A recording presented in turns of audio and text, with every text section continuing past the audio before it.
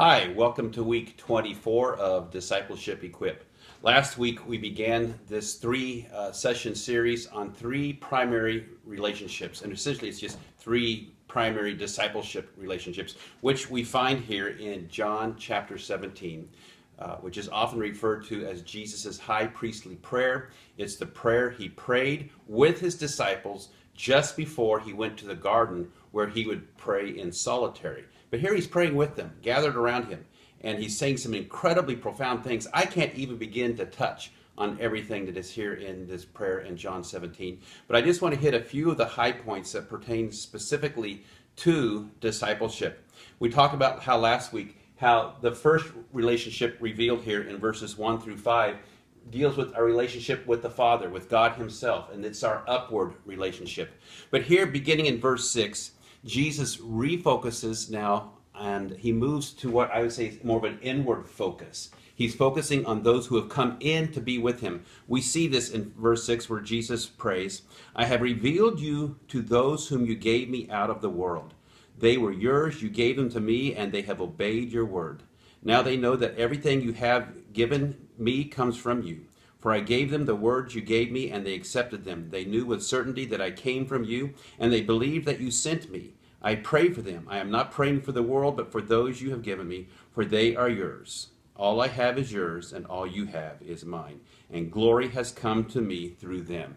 Isn't it amazing? Here's Jesus saying that these disciples, as a bunch of rascals as they were, they have brought glory to him. Just as we bring glory to Jesus Christ as we go about this mission and this work of fulfilling the Great Commission of going and making disciples. There's a lot to touch on here, but some of the things I just want to point out is that, first of all, Jesus had called these men. He had called them out of the world. They were now in with him. That's why it's this inward relationship. And he had poured himself into them. And he had given himself to him. In fact, I would say that as he was on earth doing his public ministry, this was the primary focus of all that he did. Yes, he came to seek and to save the lost, but we see that the way he would then accomplish that would be through the equipping of his apostles, his disciples, so that they then, once he had departed to return to the Father, would be able to fulfill that mission of going to seek and to save the lost. And so, yes, Jesus did spend time with the lost, with those, with the masses, with those who were on the outside. But a good portion of his time during his 3 years of earthly ministry were focused on this inward relationship with the disciples, which later would be called the church. And that's something for us to think about as we go about this ministry of discipleship, because essentially we're going to talk about next time this relationship over here, which is outward. But as we think about discipling those inside the church, we want to go back to some of those principles that we learned from Putnam's training manual, which is that we are to seek disciples who are faithful, available, and teachable, because it does not behoove us to focus our time and energy on disciples who do not want to be discipled.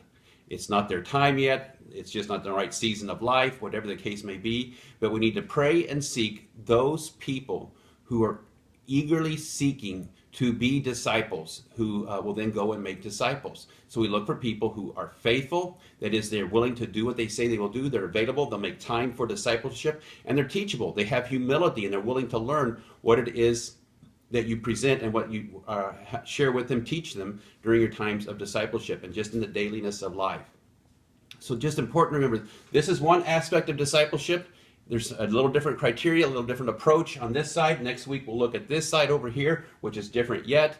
But keep this in mind as you're going about this ministry work of discipleship, to seek those men and women who truly do want to be discipled, and then pour yourself into them so that they then might go and become spiritual parents, reproducing disciples in their ministry as well.